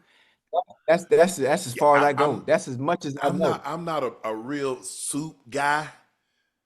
Right. I noticed, tomato and gazpacho and minestrone and all that. Yeah, I'm not a soup guy, Ocho. I don't really mess with chili because I already know something bad gonna happen. No. You got to try Skyline. No, chili I don't got to try nothing. In Cincinnati? Oh, you'll I be ain't all got to. right. No, I won't. Oh no. Oh, your stomach can't hold that down, huh? Chili, beans, and it's hot. Oh no, man. Oh, okay. Hey, so you can't have any dairy products either, huh? I got lactate, but you take before you, if you're gonna have some dairy, cheese, milk, butter, something like that, you take it before. But no, I would never. Okay. Even when I'm home by myself. You would never do it? I always take lactate. I keep lactate on me. Yeah, for sure. Ocho, Oregon dominates Cowboys after Gundy pours gasoline on a fire. On Monday, while speaking on his radio show, Gundy said Oregon is paying a lot of money for their team, citing $40 million as the amount he believed the Ducks spent on their roster last year. The week ended Oregon handing Oklahoma State a 69-3 loss, the worst in the Gundy era and the worst program has seen since 1907. Lanning said post-game, it never requires extra motivation for an opportunity to go out there and kick ass, but it never hurts when somebody pours gasoline on the fire. Hey, listen, and also, it never hurts when you have a $40 million roster either. Why you're able to score 69 points. What story? No, you didn't put it on? Oh, I thought, okay, my bad. We'll go back to it. As a matter of fact, let's go back to it right now, Ocho. I skipped over the story. Right. AJ McCarron revealed this week that you look at these other teams that have 40, 50 million in NIL. Alabama, I know this for a fact, talking to multiple people in the program, Alabama has less than 20 million in their NIL. That helps Alabama from a recruiting standpoint. In fact, Alabama has been Alabama. But, and people go out there because they know they're going to be able to compete for a national championship year in and year out. And you're going to go into the NFL, most likely, if you're what supposed to do. If you start losing and all those guys go away and now you can't pay guys what other schools are dishing out, now it hurts you even more. Yeah. Absolutely. So you're not going to have all those wide receivers lining up to come to Alabama. You're not going to have all those running backs that, the Mark Ingram, you have the Trent Richardson, and you have the Derrick Henrys, and you have the Alvin Kamaras, and you have the Damian Harrises, and you have this one and that one, and the TJ Yeldons and all the. Nope, you're not. You're not going to have all those DBs lining up. You're not. And And the funny thing about it is, not only you have all those players, you have them willing to wait their turn. Yes. Yes. Play. Yes. Now, not Nope. anymore. Wait, how much you got for me? 2 million? Where I'm playing at? Well, I ain't never been over there, but no money here, and I gotta wait 3 years just for my turn to get on the field, and I can get 2 million and come there and play right now. Yeah, I'm gonna go ahead and But take me and my because think shoes. about it, all those receivers that they had at Alabama that waited their turn, you could say the same thing about those Ohio State wide receivers because all those guys Yes. waited their turn. Turn, yeah. So Yeah. the likelihood of somebody like, man, please, hey, you mean to tell me somebody gonna give me 2 million, I can go start, or I can be a third wide receiver or a fourth wide receiver here? Nah, bro, Mm-hmm. I mean, hey, Jameson Williams, he was at Ohio State, couldn't crack it. So he's like, hey, let me go on to Alabama. Let me go on down here to Alabama. What he was he a top 10 pick? He a top pick. I don't know if he's top 10, but I think he was. But I think he was a high draft pick. Same thing with Joe Burrow. Mm-hmm. Yeah. You know, Jameson just got paid a few minutes Did he? ago, huh? Yep, 3 for 83. Woo! 389, 83, something like that. Oh my goodness. Yep. Right. Hey, listen. And boy, did you see Cam? It worked. Cam who? Yeah, Cam Hayward. It worked. Ocho. They gave him an opportunity. He can incentives? They gave him an extra $3 million, right? $3 million, Ocho. He's making 14 and a half, so What is now that it goes taking? to 17 and a half. Them other guys, 24, 28, 30, 34, Right. 40. But he got to be realistic, huh? He's 36. I know. 36. You know, it doesn't matter who you are. I'm happy for him. And that's $3 million more, and it's probably roster bonus for every week that he's on the active roster. He gets Right. He gets 250, a quarter of a million, something like that. Damn. If he has, he has 5 sacks, he gets another $500,000. Yeah, Right. Look, like I said, I mean, I think the thing is that he's 36 years of age. He's been great. He's been a captain. He's been great in the community. He's been a damn good football player, and he doesn't call the Steelers. Mike Tomlin has never had to worry about getting a call about Cam Hayward. The Steelers have never had to worry about getting a call about Cam Hayward. So, hey, I'm happy. It's probably not what he wanted. He probably wanted, $25 to $30 million. But like you said, Ocho, at his age, you're asking an awful lot at that age. You said 25, 30 million a year? Yes, I'm saying at that age, Ocho. I'm saying at that age. No. Maybe if he had rolled the dice, said, you know what, I'm going to play this contract. I don't worry about last year. Now he'd have been a free agent. Yeah. So now I think even on the open market at 36, he probably could approach 20. You think he can get 20? 2 for 20, 2 for 40? 22. Yeah, hey, absolutely. Absolutely. For someone like that, coming from a historic franchise, the last name itself alone, yes, absolutely. Yeah. But listen, that little 3, you know what? We want you happy. Yep. We want to go into the season with everyone happy. We're gonna give you, this is no disrespect. Here go these, we're gonna give you peanuts. But hey, he feels good because he got something. Yeah. He got $3 million more than what was on the contract. Right. And plus he understands that he's 36 years of age. And the last thing you want is to be a distraction going into the season, because you have your quarterback now. You think you have a team good enough to compete in the AFC North. You think you have a team that can get to the playoffs. And so look, we want all cylinders go. We want to be focused and go take care of the job at hand.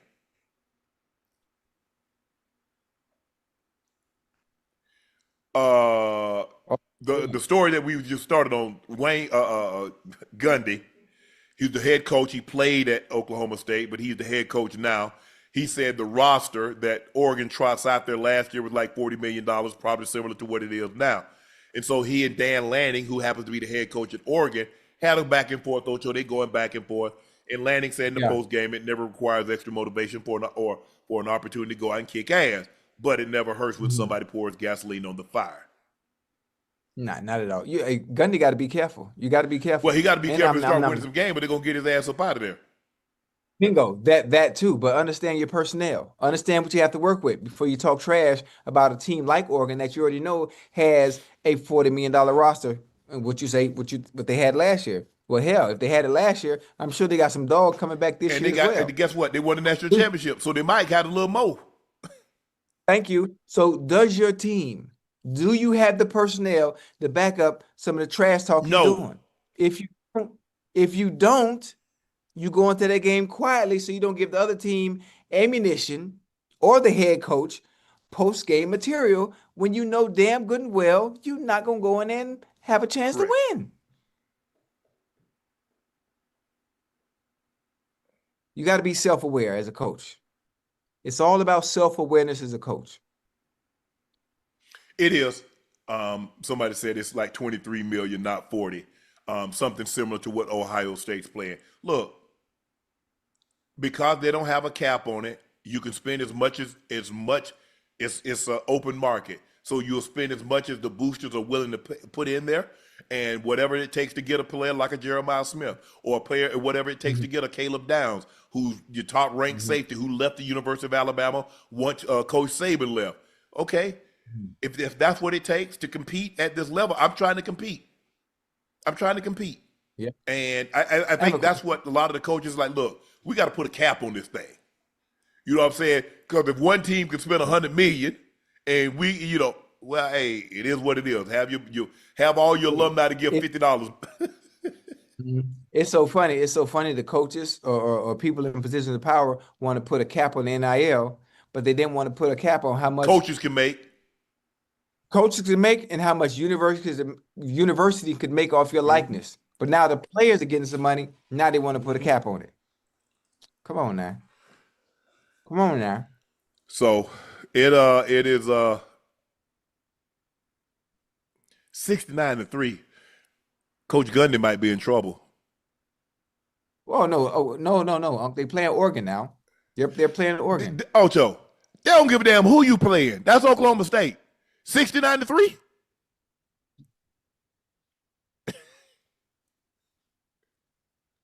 Hey, the athletic director at Oklahoma State know good and well Brother Gundy's team stood no chance against Oregon.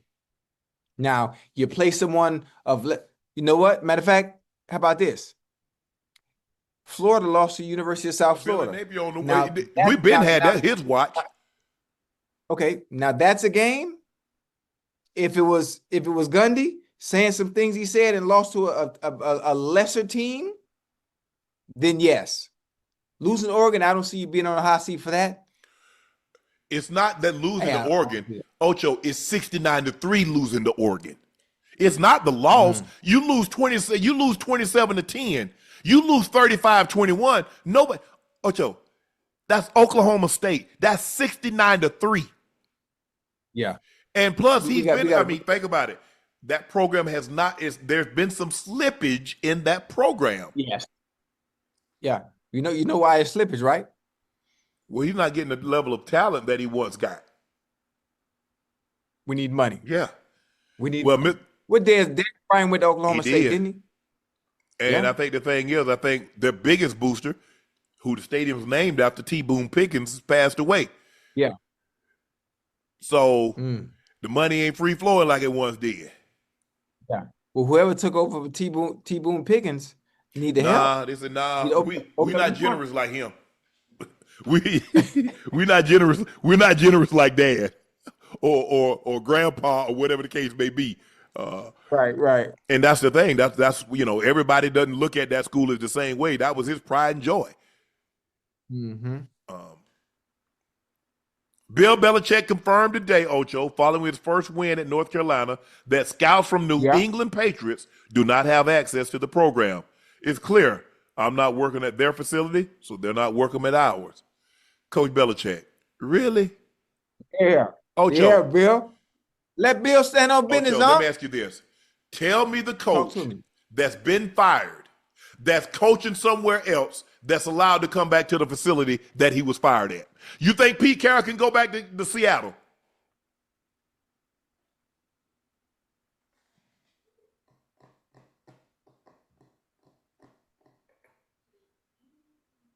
What coach has been fired, still coaching, and can come back to where they got fired from?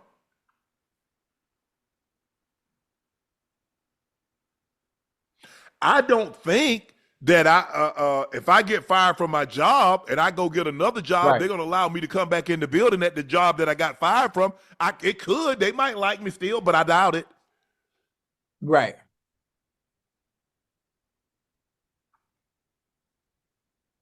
Wait, so you gotta give me a little bit more here. What is the reasoning for Bill not allowing He's New England mad. Patriots He's scouts? mad because he got fired. He said he's not allowed in New England, so they shouldn't be allowed there. Okay, I like it. I like that level of petty. I like that level of petty. So you want to play? Ocho, you want to play? But I'm asking you a question, Ocho. Name the coach. You still haven't given me a scenario. So name the coach that's been fired. So if Marvin Lewis got another job, do you believe he could go back to Cincinnati while he's coaching another team? So you believe Marvin, while he was at Arizona State, he could go back to Cincinnati? Or Oakland. Let's use any that. one of them. Oakland. No. Why not?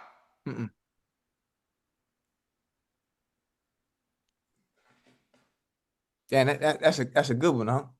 That's a good one. Just thinking about it too, coaches in positions like that are coaching somewhere else, I don't even think they would feel comfortable going back to the place where they were fired He's from. talking about he doesn't feel welcome. Welcome, yeah, unless they're playing a game. Hey, Unc, you don't like that level of petty? It's not petty. No. Coach is upset he's got fired. Let me ask you a question. How many coaches you think Coach Belichick is fired? How many players has he cut? Ooh, that's a good one. Hey, but what he's done for the organization, you don't see why he would be upset. You don't see why he would be mad after 20 years of what I gave you. 6 champion. Who knows how many AFC championships? He's not a federal judge or a Supreme Court justice. It's not a lifetime appointment. You don't get to stay on the job forever if you're not winning. Ocho, you know what sports are about. It's about winning. Yeah. And that was a bar too. I like that. If I had my notepad, I would have wrote that down. So Coach Belichick thinks, because you know what? I've been here 20 years. I've won 6 Super Bowls. We've gone to 9. I should be able to. So even as we lose, we continuously lose with no hope on the horizon. I should still be able, because of what I've done. Mr. Kraft says, I paid you for that. I was paying you $5, $10, $15, $20 million a year. So now I'm paying you based on what I believe you can do. And I don't believe you can get done what you need to get done because number 12 is gone. And I listened to you when you told me we should move off of 12 because he couldn't do it anymore. Right. That's tough. That's tough. I'm just confused why he's surprised that. But guess what? When you're no longer coaching, I believe you'll be able to go back, Coach.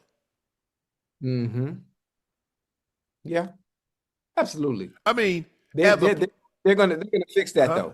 Whatever Bill and Mr. Kraft are going through, they're going to fix that. It won't be fixed right now, but at some point they will make amends because what they had was special, huh? What they had was special. What they had was 20 historic. years, Ocho. Yeah. Yeah. So you want me to keep you on for another 5 years and we're getting worse. Well, you understand why they were worse? Yes. Because until you get that most important piece to be able to build around it, that's exactly what we're going to keep happening. He led Mr. Kraft to believe that he could pull anybody in there and do what Brady did. No, it doesn't work like that. Well, you should tell him that. You're right. Sometimes a player is greater than the sum of all of its parts. Coach Belichick knew that. Coach Belichick wanted to keep a reign in place. Coach Belichick, what Tom wanted from Coach Belichick was validation. Coach Belichick knew that in order to keep this thing running, I can't give Brady any more credit than I give Richard Seymour, any more credit than I give Gronk, any more credit than I give them. That's how he kept control over it. And people are like, well, damn. I heard Aqib Talib saying how Coach Belichick would ream Brady out. I've heard you say it. I've heard other guys. That's how he kept control. Because if he'll ream out number one, everybody else will fall in line. He convinced Mr. Kraft that the Patriot way was Tom Brady. That's the Patriot way. Tom Brady. Because they still got that same, they're still disciplined, they still do all the things, and nobody talks. It doesn't matter about what way it is. You need a guy. And Tom Brady's don't grow on trees. There's only been one Tom Brady tree, and it's gone. So I don't know what. I don't know. Yeah. I don't know. I really don't. I don't get this. Because he's only looking at the bad. He's only looking at he fired me. He's not looking at the other years in which he could have fired you for Spygate, or he could have fired you for Deflategate, or a host of other instances. But he stuck by you. That's just me. Everybody doesn't see things through that prism. Clearly, he's still upset about getting fired. You're not the first. Yeah. You're not the first great coach this guy. Look, a lot of great. Normally, you see a Bill Walsh step aside. You see Lombardi steps aside, and then he retires, and then he goes and coaches Washington. Normally, guys, Chuck Noll steps aside. I'm done. So normally, guys that win at that level, they don't really get fired. They step away. You see guys that's won 3 more championships, like Jimmy Johnson. Jimmy Johnson got fired. That's an anomaly. Chuck Noll won 4. He stepped aside. Coach Shula won 2, stepped aside. Bill Walsh won 3, stepped aside. So normally when guys, win 3, 4, Mike won 2 with Mr. Bolin, and then like they weren't getting any better. They was spinning their wheels. But see, those coaches, they knew in the fold. They knew in the fold. They understood the chances. You look at the landscape of the team, what you have coming back, what's leaving. You know in the fold. Sean Payton, he knew in the league. Yes. He knew. He saw the writing on the wall ahead of time. We over the cap. Drew Brees is done. Everything's getting old. Let me get up out of here. I gotta go. I gotta go. It's all about foreseeing the future. Again, that's all a part of self-awareness. An unnamed UNC athletic source told the Boston Herald, "Why would we let them in our home after how he's been treated since he left? We will help our players being treated fairly is a two-way street. A two-way street for whom? I'm just trying to figure out, how has he been treated? Because normally, Ocho, when you get fired from a job, they don't just let you arbitrarily just come back anytime. Right. I don't know. Like I said, I hadn't been on a whole lot of jobs, but I mean, when I got let go at Fox, I'm pretty sure my ID badge didn't work anymore. And then why would I be there? Right. Who goes back? I mean, who gets fired? Chat, y'all can help me out, because I've really never really had a 9-to-5, so I wouldn't know. So if you get a 9-to-5 and you get fired, y'all trying to go back to your job and hang out with your coworkers? Hey man, what's going? Man, what you doing here, Ocho? Man, I thought they fired you last week. Yeah, man, I just come to hang out with y'all. Is that what happened, chat? Y'all help me out, chat. Because like I said, I've never had a 9-to-5, but I wouldn't know. I mean, you have to think. You have to think about it. All the things you have to be able to see from Bill's viewpoint. See it from the lenses in which Bill sees it at. You see it one way, but he sees it another, which is why he's doing it. So obviously he feels some type of way about it. We don't have all the information on why he feels that way, but he does because he's actually doing it. Ocho, we talk about this all the time. The greater the Yes, accomplished player, the person is, the bigger ego. Ocho, they fired a man that won 6 Super Bowls. Do you know what that does to your ego? Yes. Mm-hmm. Imagine Tom Brady, how he felt. Mm. You tried to get rid of me a few years earlier. And now, after everything that I've done. So how must Tom Brady have felt?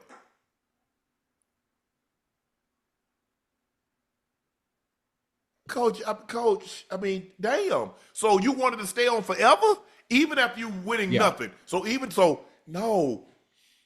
The thing about sports, it's not lifetime achievement. It's to update your resume. You've done everything. He is a 6-time Super Bowl winning coach. He is a coach of the year. He's a this or whatever you want to call it. He is the most accomplished coach in NFL history. He's that. You can't take that away from him, Ocho. But if I'm still paying you $15, $20 million a year, there's an expectation I have for you to win. I'm not paying you 15 or 20 based on what you've done. I'm paying you 15, 20 based on what I believe you'll do. I've already paid you for those Super Bowls, Ocho. So how long must I pay someone for something that they've already done? Done. Once you don't have that quarterback, man, it becomes that much more difficult. Yes.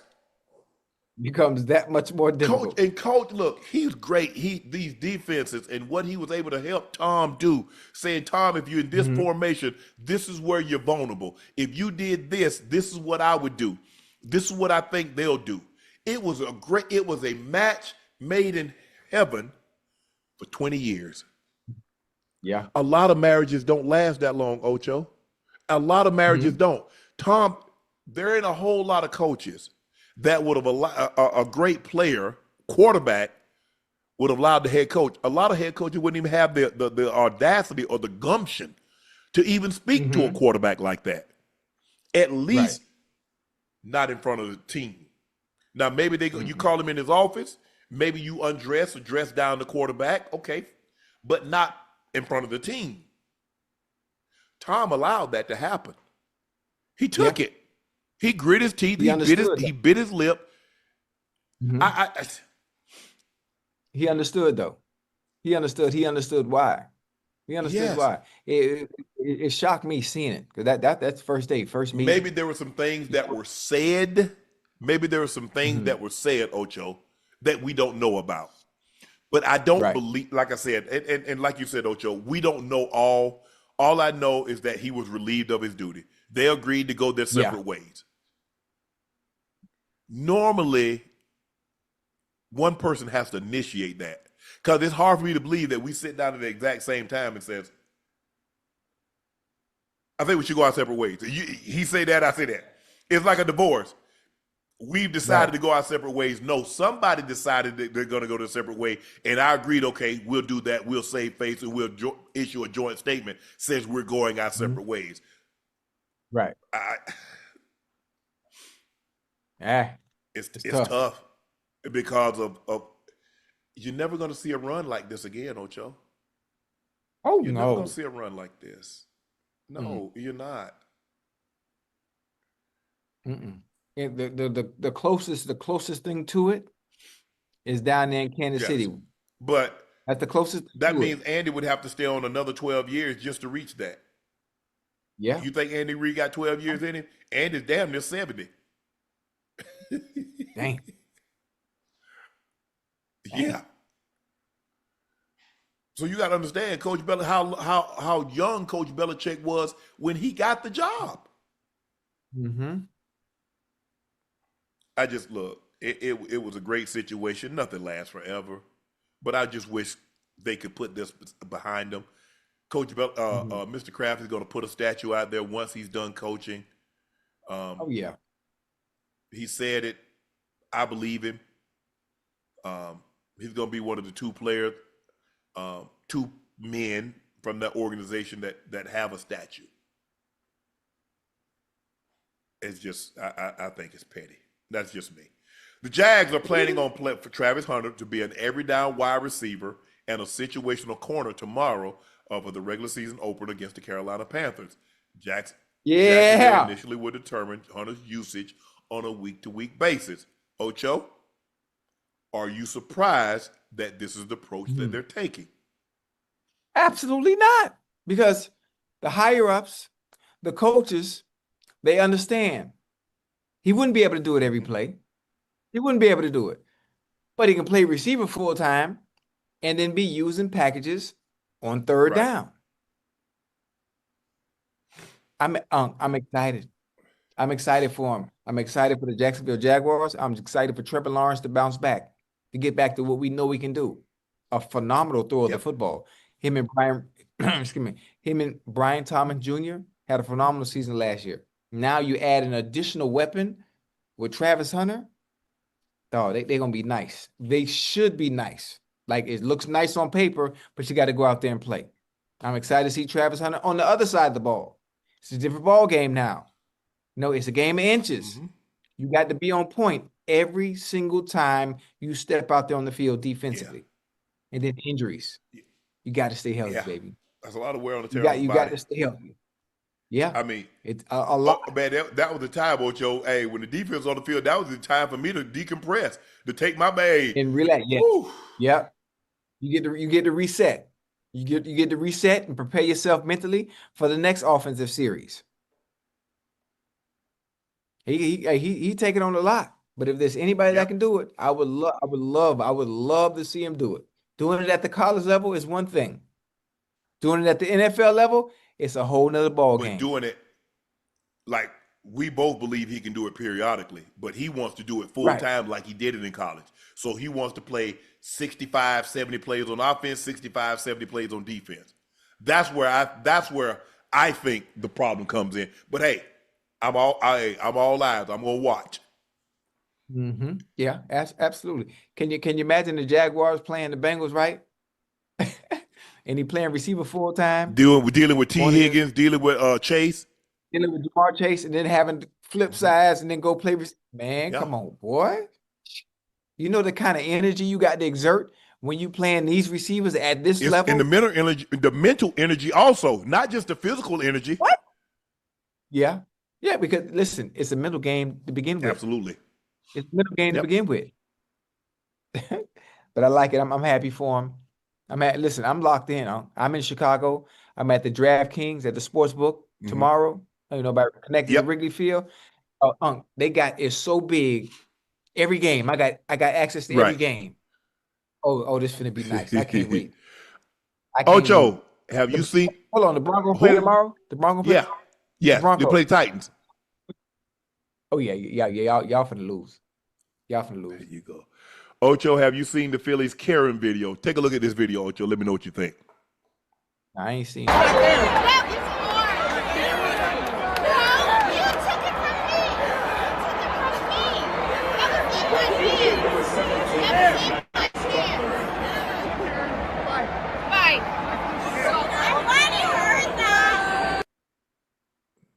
Ocho, the hit a home. Oh, help me out. Oh, help me out here. We got another video.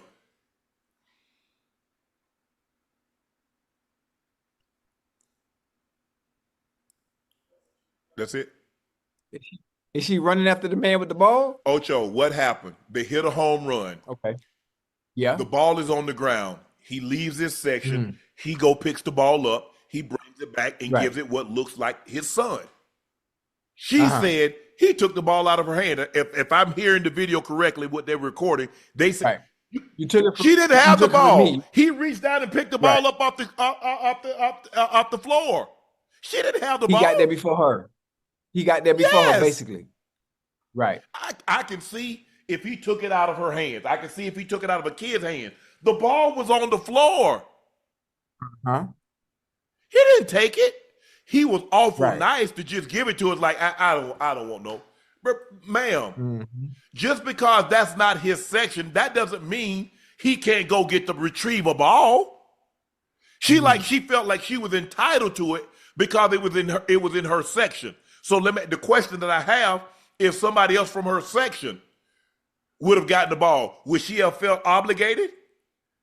Well, the fact that she felt obligated and didn't get there fast enough, you snooze, you lose. When a home run is hit, it's the first person that gets to that Yes. ball. That's always been the rule. Yes. That's always been a rule. I don't attend many baseball games. When I do see a home run hit, I see everybody running to that goddamn ball.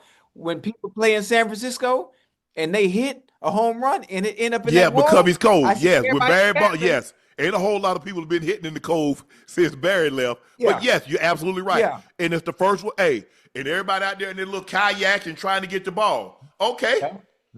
If they hit the ball, Ocho, you in your kayak. I dive in that water and I get the ball. Don't be talking about this ain't your section. The hell, I don't care whose section it is. I dove in the water. I got this ball. Damn you. I got there first. Yeah. Yeah. The guy's a lot nicer than a lot of people would have. A lot of people would have told that lady, forget you. I ain't giving you jack. Oh, he gave it to her. her. Okay, that's cool. That's cool. I wouldn't have gave it nothing. I ain't gonna even lie. That's my son. I got that ball for my son. Right. Now he did. I think he got a sign back. I think I saw somebody say he gonna get he gonna fly the family to the World Series.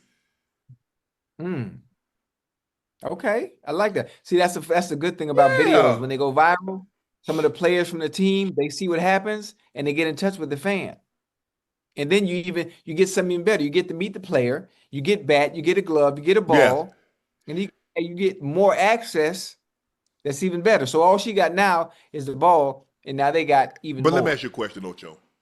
Tell me, chat, let me know what y'all think. What do you think the chances are that lady was going to dive on that ball in a scrum and try to get it? No. That's normally what guys do. Guys drive into the scrum and bust their head or jump over somebody or spill their beer. We've seen guys try to catch they got the baby in one hand, got the baby in a sling, got a beer in one hand, and they catch the ball. Guys do guys do stuff like that. I haven't seen, not to say it hadn't happened, I just haven't seen a mom trying to catch a ball while she holding the baby. They're more protective. They're like, ooh, don't hit my baby. Guys like, hey, I'm finna catch this ball.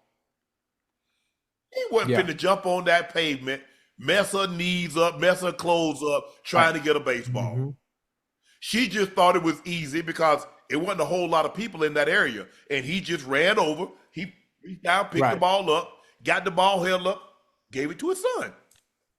Oh, yeah. I was like, oh, yeah. Man. Just because you paid for it don't mean you're entitled to catch a foul ball, Ocho. It doesn't mean that you're entitled to get a home run ball just because you're in that section. Right. If somebody beat you, so what happened? The ball trickles down, it lands in your section, but trickles down and goes in somebody else's section. Then what? You say, well, the ball landed in my section, but you didn't get it. Yeah. Nah, you can't do that. And you're not obligated. You're not obligated to it because you couldn't get to it. Thank you. Thank you. Now, if they want to give you the ball, correct, because you are a woman, then be grateful for that. But if they don't, they're not obligated to do so. I guess she felt like, well, I paid for this ticket and it landed in my spot, and you was faster than I was. I can see if he took it out of her hand. Yeah, he didn't take it out of her hand, Ocho. She talking about you took it out of my hand. That woman hand wasn't nowhere to. Chad, look at that. Look at the video. He didn't take that ball out of that lady's hand. Not even close. But I commend whoever the Phillies player that gave him that signed bat. Do we know who gave him the signed bat? Hope it was Schwarber or Bryce Harper. Hope it Bader. Well, Bryce Harper, give him a signed bat. Burger, give him a signed bat too. Yeah, boy. And a signed jersey. Get a kid something. Make her feel bad. You got a $5 ball and caused all this commotion because you felt entitled that you should have got the ball. Oh, man. Whew. Lord, how about Gussie? But the guy, Ocho, the guy even gave her the ball and just like, I don't want no problem, ma'am. I don't want no problem. Lord have mercy. Yeah. You know who I met when I landed here? Ooh. The Cubs must be playing the Washington Nationals. Okay. And one of the better players that plays for the Washington Nationals by the name of Josh Bell. I met Josh Bell and his Okay. family earlier today when I walked in. Oh, they was cool. It was cool. Obviously, they watched the Yes. show. They watched the show and they said they love it. They say you and Unc is very funny. Josh Bell, I'm very, very respectful to him, him and his family, but it's really cool to meet him. And I told him a story about how I almost played for the Marlins in 1997. He didn't believe me though, but still. No. he should. All right, guys, we're going to get you out here on this one. It's time for our final segment of the evening. It's time for Q and A.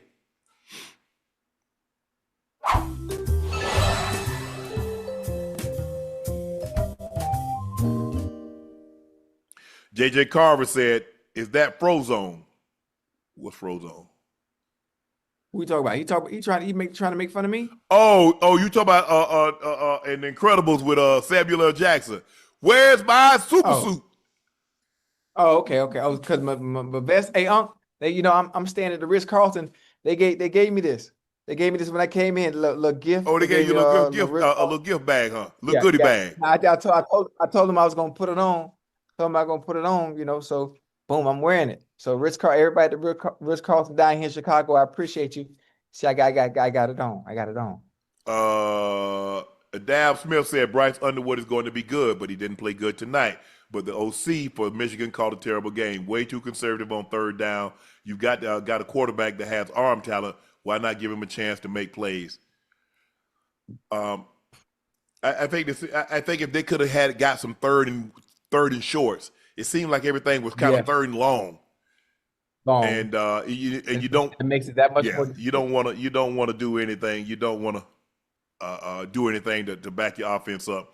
But I think, look, for an 18-year-old playing in a hostile environment, his first road game, and it's in Norman, Oklahoma, I think he did okay. Yeah, He'll be better for it moving forward. Shakur said, "Nightcap fam, love would think that Staub is the answer for CU just because he looked okay against Delaware. What game besides Baltimore excites you?" No, but look, he looked better than the other two guys did against Delaware. It wasn't like he was playing Delaware and they was playing Alabama or Georgia. Right. They were playing the same team. And the question that I asked, did he look better than the other two guys that were playing against Delaware? Yes or no? Now, I'm sure Prime will do his due diligence. Time obviously had enough confidence in to put him in the game. So obviously he had liked something that he had seen during OTAs, training camp, and during the week of practice that led him to say, okay, son, get in there. So we'll see how this thing plays out. But right. Well, I'm excited about all the games. I mean, the Commanders play the Giants. We got some really good matchups tomorrow. Really good ones. The Packers play the Lions. Lions, yeah. Bears and the Vikings. Yeah. We got some good matchups this weekend. Yeah. MSQ said, "How great do you think BYU commit Folsom High School quarterback Ryder Lyons can be?" I don't know much about him. I'm not finna sit here and bull jive you. I'll have to take a look at him. We'll find out. I have to go back and look at some YouTube videos and see what he looks like. It's easy to say somebody's going to be good or great, but you don't know until you get them into your building and they put that uniform on. Yeah. Architect Nice TV, thank you, Shannon. I said the same thing about Grambling playing Ohio State today. No point in playing for money that football team itself will never see just get embarrassed by 50. It just, I mean, you got to break by the time. If I give you $1 million, Ocho, and you got to fly 70 players up, and you got to bring the band, and you got to feed them, and you got to put them up in the hotel, all of a sudden that ain't $1 million no more. Gone now. It's gone. It's gone. I need to win the lottery because I'm for 2 years. I got y'all. Kemper Norwood Jr. My question is top 4 college quarterback. You talking about this year or all time? All time? I'm putting Cam in there. Cam had the greatest season ever. You go back and look at Cam and what he did with the talent that he had around him. Yeah. And in the SEC? Yeah. All time, man. I think you have to put Tebow in there for the simple fact of what he did. Cam,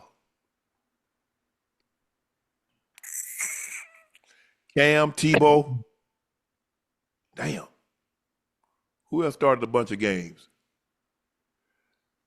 I think Baker, but I think you have to throw Baker Mayfield might make my man. There's a lot of Tommy Frazier.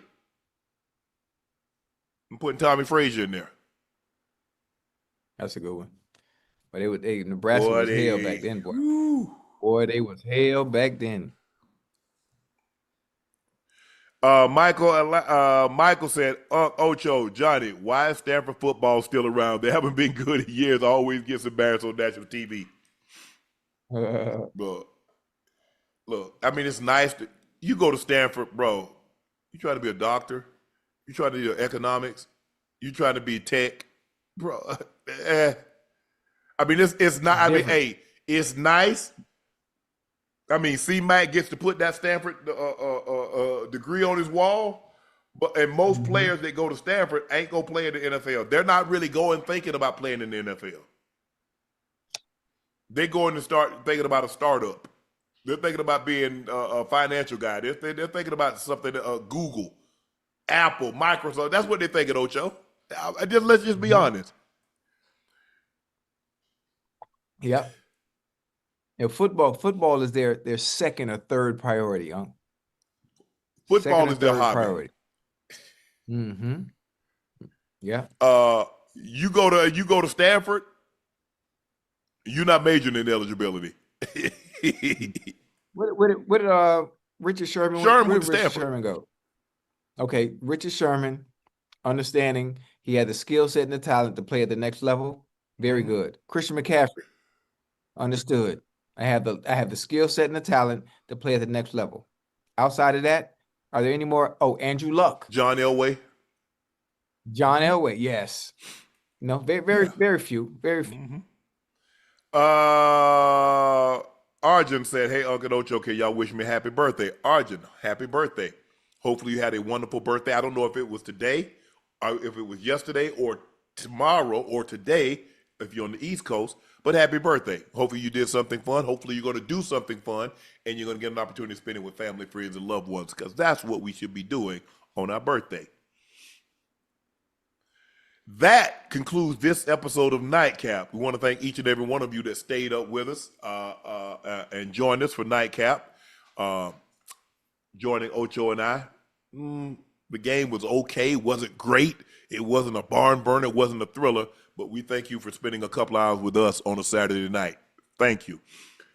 Thank you for joining us, Nightcap. I'm your favorite Unc, Shannon Sharpe, my partner and co-host, Frozone, Bengals Ring of Fame honoree, the Pro Bowler, the All-Pro.